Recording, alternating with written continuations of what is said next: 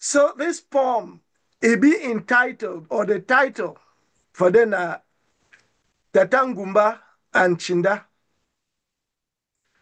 As the poem, it reads a line not fine, and he had not defined. Not true, not true. Tatangumba, Tatangumba. I like for know one thing. You fit tell me that thing? Yes, Nchinda boy, yes, Nchinda boy. Who lie? Who lie? Damn bear for a to the bitter. Why you not go show you ginger? You don't fear na only die, take fear, go wear clothes for lie? Waiting you go tell your grand pikin. You fool all man for this world, go clean? I take my eye, I see bad thing. Oh. Ask God for give we fine king. Six bed the thief pass rat. Only come out now for a night like bat. Make we not see. One day, moon go shine and moon go show we. Thank you. At the end that. And when moon shine, anything where there for dark, it will go away. It will go away. Yeah. You will see Gumbai last. I'll read one more. This one a prayer for my country. For 50 years, waiting they don't give we, na shitocracy. For 50 years, waiting they don't sing for we, na democracy. They crazy for here trouble long pen man. He go for he knee say na prayer time. He ask Papa God why you country people go suffer after God give on pikin. Don't come. God the on pikin don't come. Young girl for this ground. Now what in this country do for bring girl for my people? For 50 years, what did then give we? Na shitocracy. For 50 years, what did then sing for we? Na democracy. Papa God, show we road. Leave Saul with the gang. Make them the fool themselves. Say they be grand. Papa God, give my country na rain. Make chop grow. Make we not even look their cake. Papa God, put on for their head, say people want something for put on for more. When place cool for 50 years, waiting, then give way. Na shitocracy. For 50 years, waiting, then sing for we na democracy. Papa God, now you get power. This gang don't turn up for fight power with your light. When I the show we wrote, but now my poor people carry their load. Now you want fit help them, put them for down. Make them not suffer the Ankandana Brown for 50 years. Waiting then give we, na shitocracy. For 50 years, waiting then sing for we, na democracy. Some long pen combi, be look this plover, he pass ye. Then he put all the power only for tell we, na say my country, Cameroon na Cameroon, no be tree. He no fit grow tall, we no go fit cut am. We go that's all gree. We no fit burn am. For 50 years, waiting then give we, shitocracy. For 50 years, waiting then sing for we, na democracy. Where Papa God, waiting we go do now. We no want shit. We no want their craze now. Papa God, make we no younger again. For this country, when our power begin, I go pray so that your kingdom will come. When I only for we, you don't fiction. Then after 50 years, them no go give we their shitocracy. So for after 50 years, now we go sing we own democracy. For 50 years, them no go give we their shitocracy. So for 50 years, now we go sing we are on democracy. Amen. Prophet, indeed. Now, hometown boy, oh, you don't take me again, go for Musangwe with Walker barefoot, go play football. Tell me about I want this one, my hometown Abakwa boy, they know. You say Musang. Musang, the place where we would play football. yeah. Because when once we talk, so they will say, oh, you don't go for the. We don't forget place where we come out. No, we not. If we forget them, we don't know where we there, no. Uh-uh. You feel forget say you get shadow, No. and they follow you no, whether you like them or you not. That's all. That's all. So I be just one when I know the person where they talk. Not typical Abakwa man that. Well, Professor Ndi, we don't take Abakwa, bring them for Tuskegee, and Thank then you. the open road they go. I want to thank you. May God always the butter your bread as we talk for Abakwa. Thank you. Ouais, Miyaka. Et puis évident quand même. Oui, les anglophones, Biya a toujours considéré les anglophones comme les sous-hommes. Les anglophones ne comptent pas beaucoup pour Biya. C'est pour cela même que ses collaborateurs peuvent les mépriser. La preuve, vous voyez ce qu'est le Premier ministre du Cameroun. Quel rôle joue le Premier ministre? Et c'est pour ça que moi je vais dire aux anglophones, a first fool is not a fool. A second fool, you become foolish. Les anglophones, vous ne pouvez pas, nous savons tous que les anglophones aiment le Cameroun. Ils aiment notre pays. Mais vous ne pouvez pas, ce n'est pas possible que vous continuez à endurer ce que vous endurez. Le Cameroun a besoin de vous. Vous aimez le Cameroun a besoin de vous. Mais Biya veut à tout prix vous pousser, tout au moins vous a tellement martyrisé. Il s'est assis sur le pétrole qui est extrait du sud-ouest. Ça a été sa propriété pendant plus de 30 ans. Il n'y a que 10 ans aujourd'hui qu'on essaie de mettre ça dans le budget du Cameroun. Mais avant ça, le pétrole du Cameroun était la propriété de Biya. Le pétrole extrait en zone anglophone. Donc, quand tout cela est fait, il faut que le peuple anglophone se réveille. Et moi, j'en veux particulièrement aux hommes en tenue anglophone. Parce que on ne peut pas vous donner les armes. On dit tuez vos parents, tuez vos mères, brûlez vos villages. Parce que la tendance aujourd'hui est à recruter les hommes en tenue du nord-ouest et du nord-ouest qu'on envoie au sud-ouest, et les hommes en tenue du sud-ouest qu'on envoie au nord-ouest pour faire le sale boulot. Il suffit que le peuple anglophone, on ne vous envoie pas de prendre les armes. Il suffit que les hommes en tenue anglophone, policiers, militaires et gendarmes, qu'ils déposent leurs tenues et leurs armes devant qui, le sous-préfet, qui le préfet, qui le gouverneur, et dire que tant que la crise anglophone n'est pas réglée, ils ne travaillent plus. La crise anglophone va se régler en une semaine. Vous tuez vos mamans, vous tuez vos papas. Vous voyez comment le traitement, parce qu'on recrute les éléments, les gars du nord-ouest dans l'armée, on envoie au sud-ouest. Et les gars du sud-ouest, dans l'armée, on envoie au nord-ouest. En fait, pour que vous vous tuez entre vous.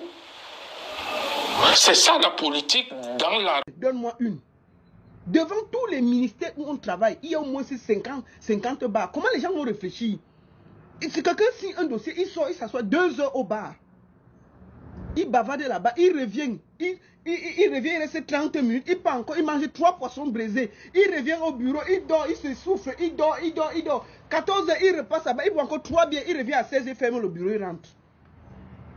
Quel pays peut avancer comme ça? Lequel peut pas avancer comme ça?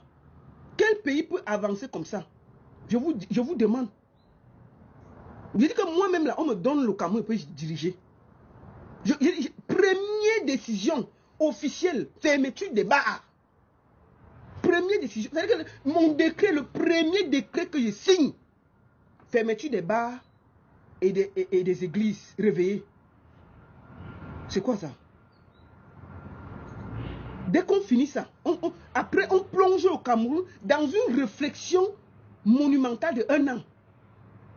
C'est-à-dire que les gens d'abord c'est-à-dire qu'on laisse les Camerounais 1 an se dessouler. Se dessouler 1 an. Chacun se dessoule d'abord parce que tu as l'impression que tout le monde est sous au Cameroun. Dès que tu arrives au Cameroun, tu deviens d'abord sous. Moi, je parle de moi. Quand tu es à l'aéroport, quand tu finis de faire ton check-in, Première chose que tu as seulement en idée, c'est d'aller boire encore même 4 billets avant d'entrer dans le vol. On peut réfléchir comme ça. C'est quoi? Today, I'm saying it today, I will say it tomorrow. There is no Anglophone problem in Cameroon. And I've given facts to justify what I see. Prof has said something which is important. He says that an Anglophone has never been a Minister of Defense in Cameroon. Then Reverend Father said that, Reverend Father Pastor said that we have to, that the Anglophones will not more talk in the bush, they are inside the parlor. As far back as 1983, President Paul Biya said that you don't need to stay in the bush to air your views. President Paul Biya said, in fact, in French he said, mais vous n'avez plus besoin de prendre le chemin de Marquis pour exprimer vos opinions. That was 1983. So Cameroon has been a free society. You understand? In the New Deal, Cameroonians are free to air their views. And I want to say something which is clear. I was following Radio France International other day, and lawyer Bobga, I want to quote him. Bobga, I don't know the second name. I know he's Bobga. Yeah, his second name is Harmony. Yes, and I'm not more interested in to know the second name, because he said that so long as we don't go back to the federal system of government, we cannot solve the problems of the lawyers. That is what he said in Radio France International. And I want to talk about the common law. He started somewhere. He should go back and verify. And in this country, do they use the common law system again? I want to ask him the question. We are talking about the common law. It started somewhere. What is the history of the common law today? And I want to tell him that, okay, he says that so long as we don't have a federal system of government, he thinks that we cannot solve the problem. There is no federal system of government. It's a past issue. We don't talk about things which we have, those facts have been treated, it's over. We talked about the reunification, we came back to 1972, the unification, and now we are talking about a United Republic. So there are certain things we can dialogue. I want to make my position very, very clear. Yeah. And I don't talk on behalf of the government, but it is official that we have a red line we can discuss. The Prime Minister was in Bamenda for 2 or 3 days discussing with people. Am I right? Yeah, and at the end of the government, of course. Yes, the government, yes. So what I want to tell people is that no, the government is open to dialogue. You understand? And talking about positioning, the Minister of Defense in any country, Prof, is the head of state. I am here as the permanent secretary to the National Security Council in a country. I'm an Anglophone. General Ivo, he has been the director of presidential security for about 17 years. Or in the world, if you don't have confidence in somebody, you cannot give him that responsibility. So if it is, when we talk about marginalization in terms of responsibility and post and things, I don't agree, because we have had all what we need to develop. It's important because he said something that I've been hearing the story that an Anglophone has never been appointed Minister of Finance, an Anglophone has never been appointed a Minister of Defense or the Delegate General. Let us be serious. Let me just point them there and then come back and say the story. Yes, let's have a pause. But let us land. I want to end by saying that the Prime Minister, head of government in this country, since 1992. We have had them from Prime Minister Chidiachu to Prime Minister Mafani Musonge to Prime Minister Enoni FM, and for 24 years, that is beautiful. The Prime Minister is Prime Minister, head of government. But so, have you gone through social media? Mr. Kanganje. I don't know. This is what they're saying. This is what they're saying. That if you reduce what you call the problem of English-speaking Cameroon, let me put it that way, since the Anglophone, apparently an Anglophone is a problem, it's a very delicate word. If you reduce the problems that the other people, the other Camerooners, the other side of the Mungo feel today to just positions and food and all those things are elementary, then there's a problem. That's what they're saying. I straight back to you. Beyond that, do you think there's any other issue that is wrong or that is going wrong within the Anglophone community of which you are a party? I don't know a specific problem.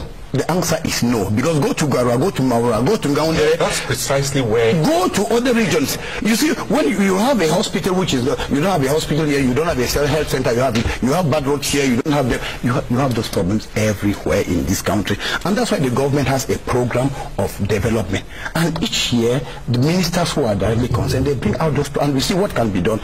It's a government policy. So what I'm saying, we don't have specific. We'll come back to this. Let me just specific. Let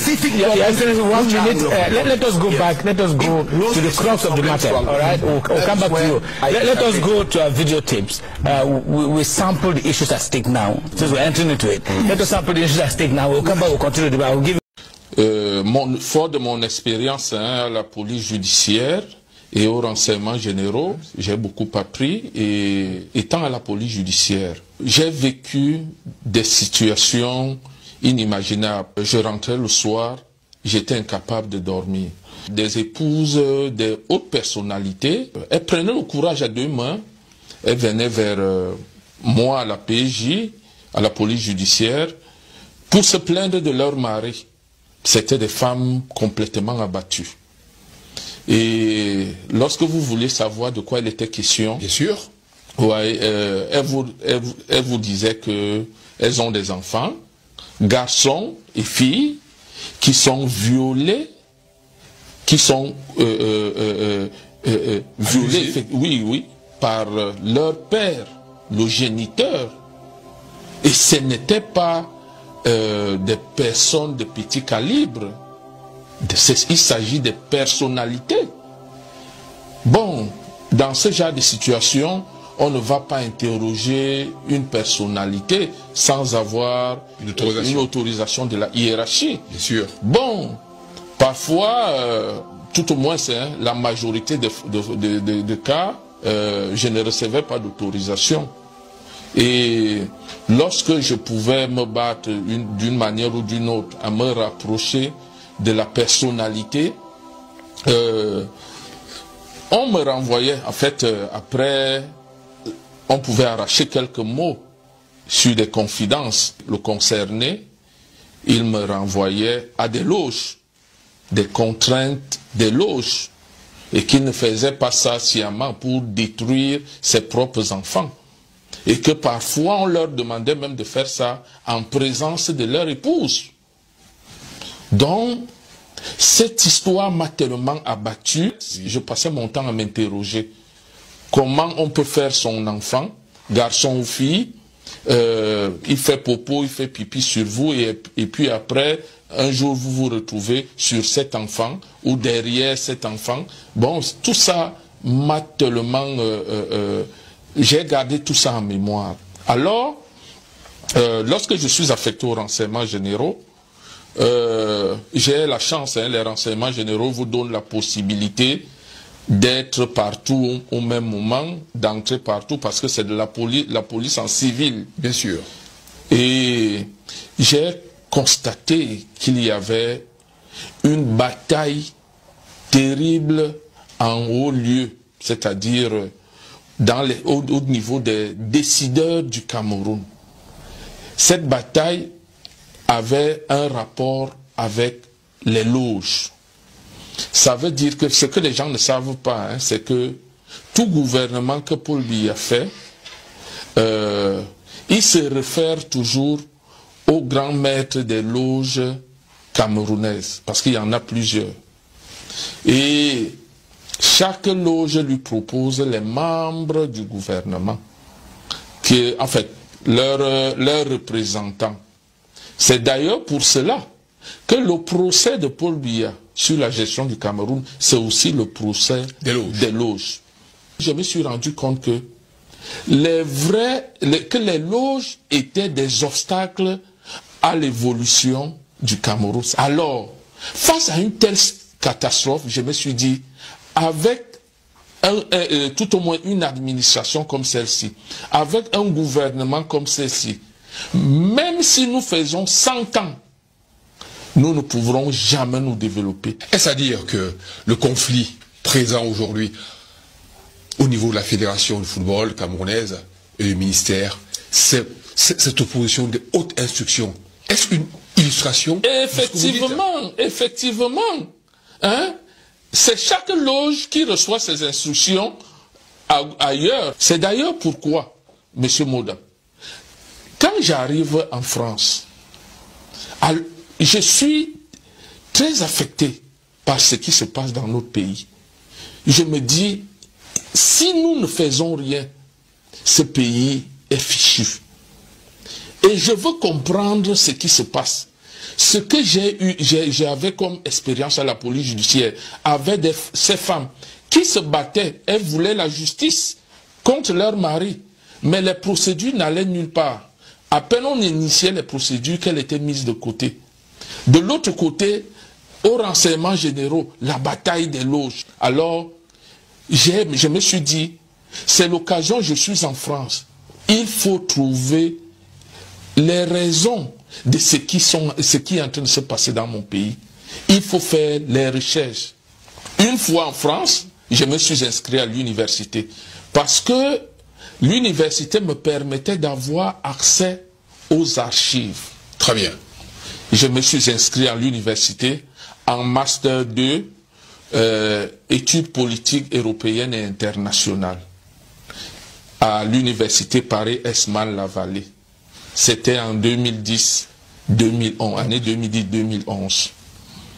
Et le sujet, ça va vous surprendre, le sujet de mon mémoire de recherche, c'était l'échec du système de formation occidentale de l'élite politique africaine.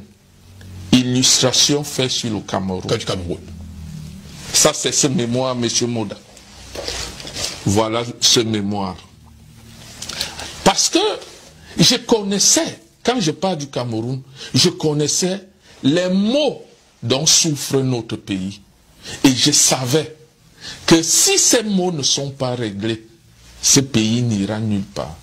Et c'est comme ça qu'une fois inscrit, comme Dieu ne fait jamais quelque chose à moitié, M. Moda, il n'y a qu'une seule enseignante spécialisée dans mon domaine qui doit m'accompagner.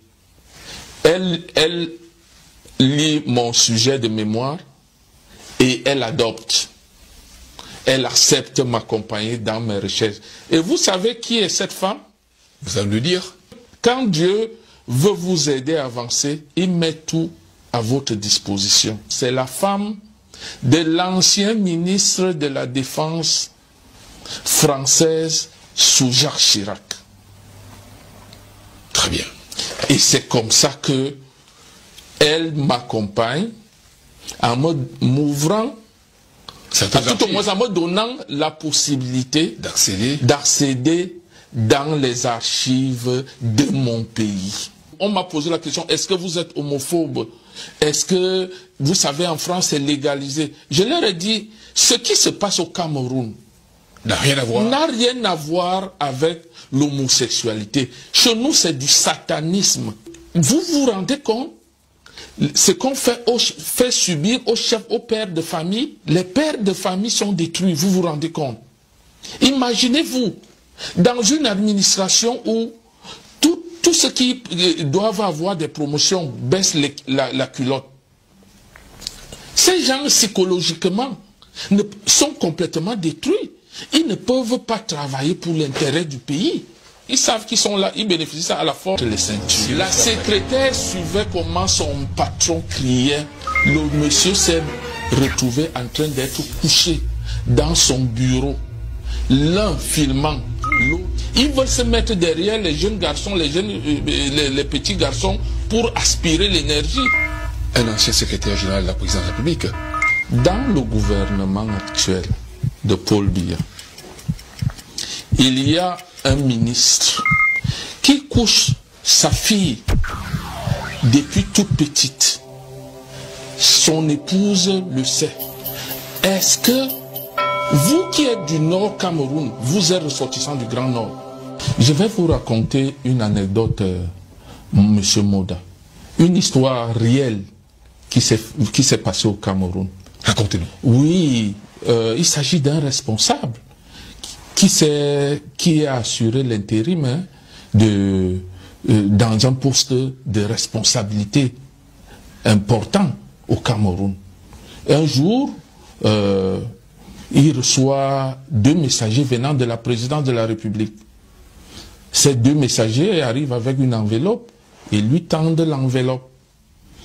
Et quand il ouvre l'enveloppe, il trouve que c'est sa nomination. Son décret de nomination. Son décret de nomination. Content, enthousiaste, il décide donc de... En fait, les messagers lui disent il vaut mieux appeler d'abord le responsable au palais. Et effectivement, il prend son téléphone, il appelle le responsable au palais, et le responsable lui pose la question, Youmania lang kalate. Hein? Il dit mamania lang. Bon, il dit mais c'est bien katou on a ou bon. Traduction. Est-ce que tu as fini de lire la lettre? Oui. Il dit j'ai fini de lire la lettre. Il faut donc qu'il te fasse. Il faut que tu fasses ce qu'ils te demanderont de faire. Le monsieur s'est retrouvé en train d'être couché dans son bureau. L'un filmant, l'autre en action sur lui. Le monsieur, il est vivant. Celui dont je vous parle, le monsieur est vivant. Le monsieur criait, sa secrétaire et entendait les pleurs de son patron. Hallucinant. Et pour signer l'acte, c'est au secrétariat, devant la secrétaire, qu'ils sont venus ajuster leur ceinture. Comme pour dire, c'est le diable qui règne désormais ici. Votre patron là n'est rien. Ça, ce sont les œuvres du régime de Paul Biya.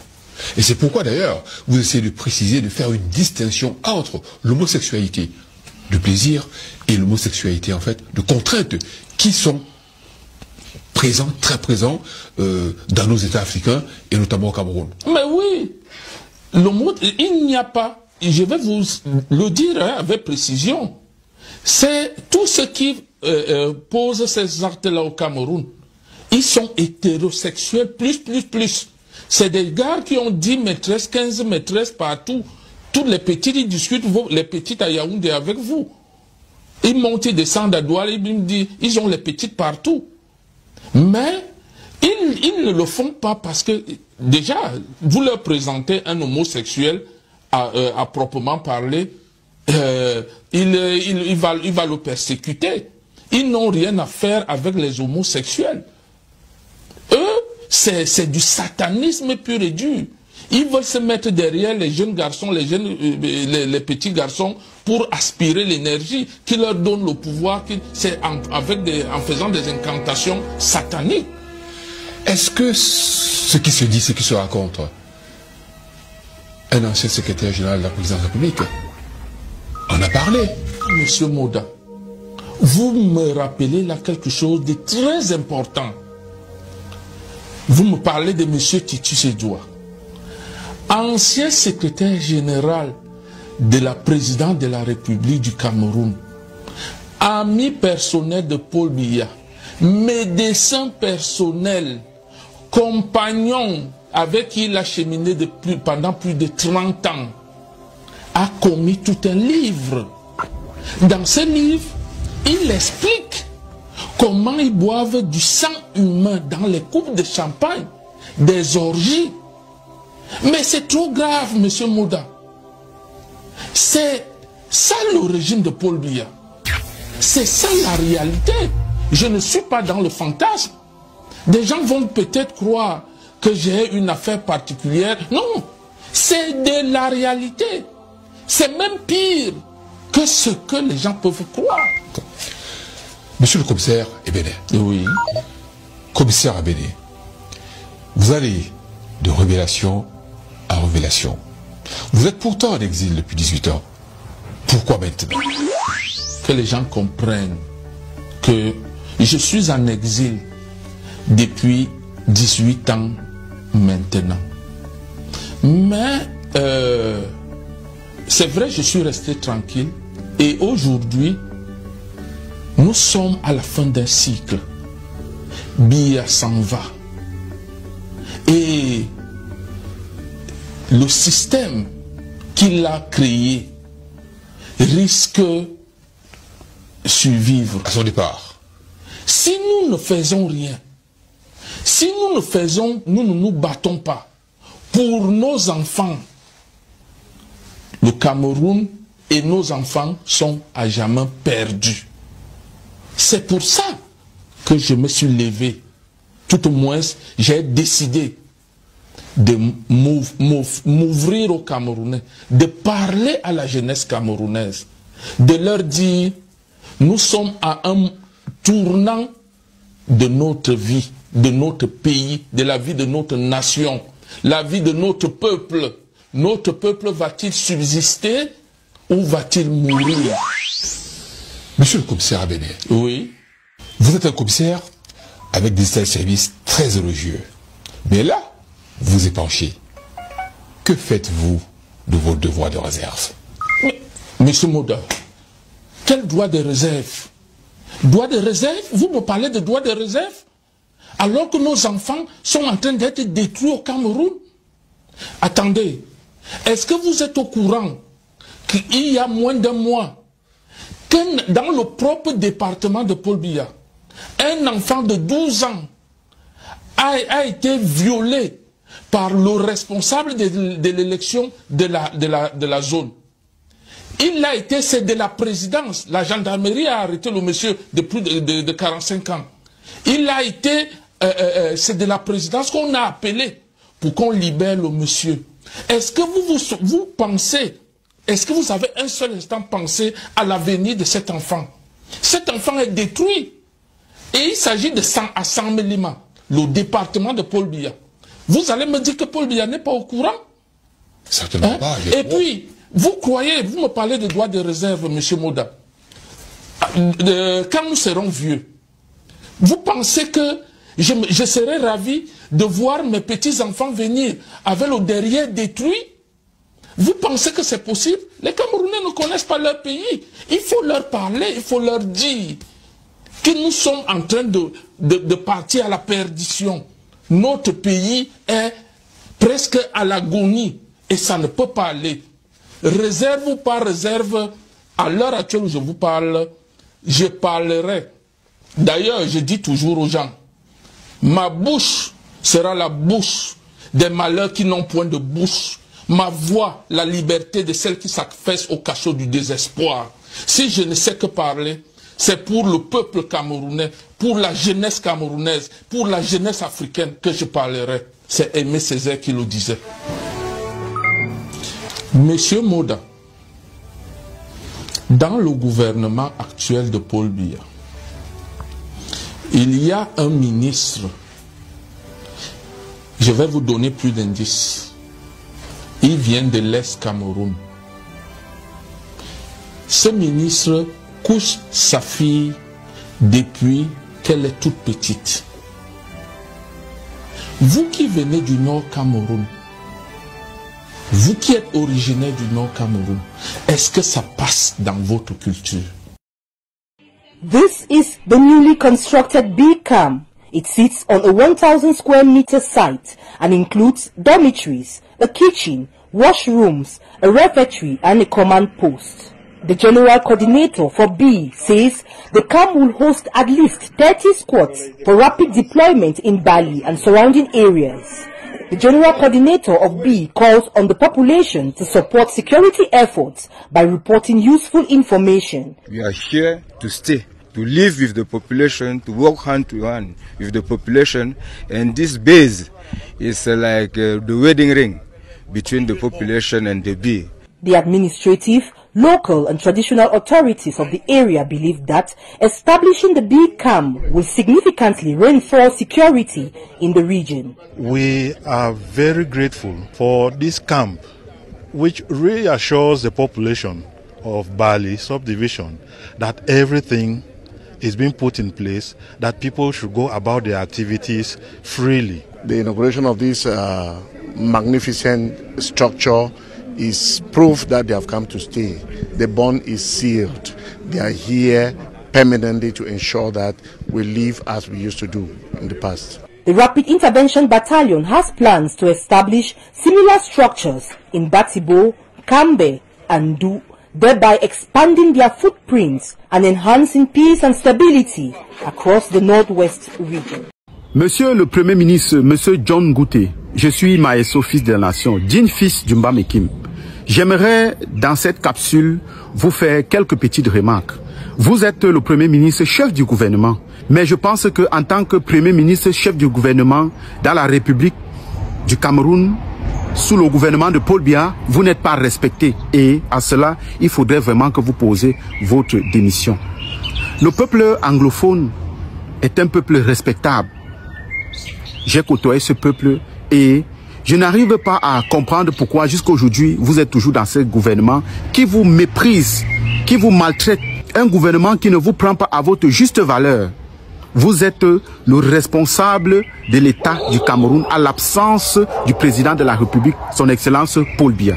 Monsieur le Premier ministre, il est temps pour vous en ce moment de démissionner. Les responsabilités qui pèsent sur vous sont les responsabilités d'assumer l'État du Cameroun à l'absence du chef de l'État. Et il est hors de question que les missions dans lesquelles nous attendions que vous soyez là, vous n'êtes jamais à cette mission. Et le secrétaire général de la présidence a tout avalé, il a mis dans son ventre et vous n'êtes que là comme un figurant. Ce n'est pas une insulte, monsieur John Gouté, mais c'est une remarque en tant qu'un digne fils du Cameroun. Le conseil que je vous donnerai, monsieur John Gouté, démissionnez de ce gouvernement. Parce que ils feront tout et ils vont mettre sur votre tête parce que vous êtes le premier ministre chef du gouvernement. Rappelez-vous même, dans le passé, il y a eu beaucoup de dossiers de la sorte. On ne vous a jamais vu. On ne vous respecte pas. 3 personnes ont pris le chef de l'État en otage.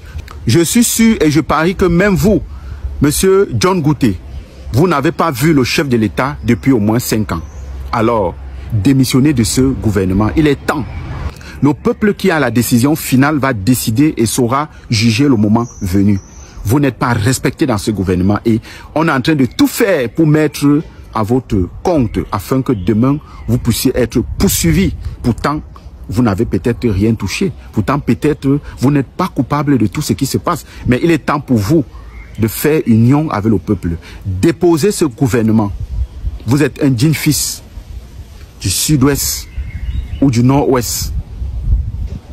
Alors, pour l'honneur de nos frères anglophones qui meurent nuit et jour parce que un individu a décidé de faire leur peau. Un individu a décidé de prendre des décisions qui ne sont pas sensées, qui ne sont pas authentiques, qui ne sont pas souveraines. Alors, monsieur John Gouté, je suis maestro fils de la nation, démissionné de ce gouvernement. Merci. Monsieur le Premier ministre, représentant le président de la République, Excellence, autorités distinguées, chers prêtres, religieux et religieuses, chers frères et sœurs dans le Christ, il faut savoir partir.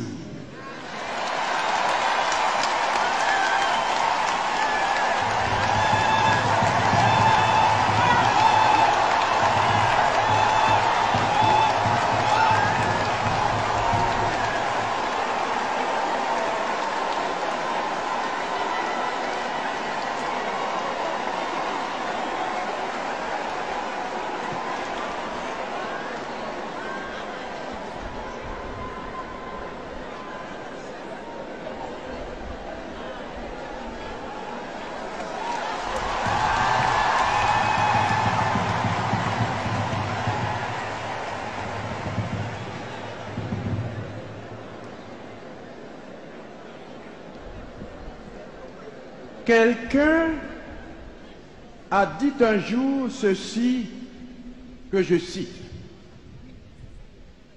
Si les bourgeons ne partaient pas, si la saison des pluies boudait la saison sèche, il n'y aurait ni fruits, ni feuillage. Jésus lui-même a cru bon de dire, il vous est utile que je m'en aille.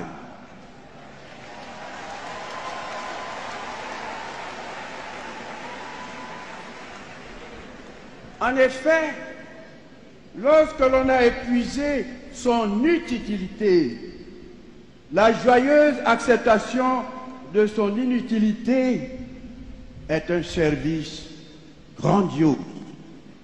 Car les éternels permanents finissent toujours par agacer et l'amour se transforme en haine.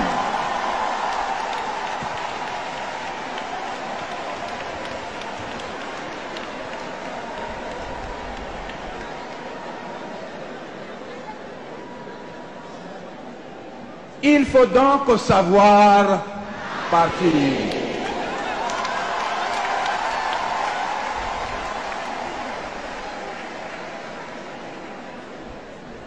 Partir à l'image des saisons qui se succèdent.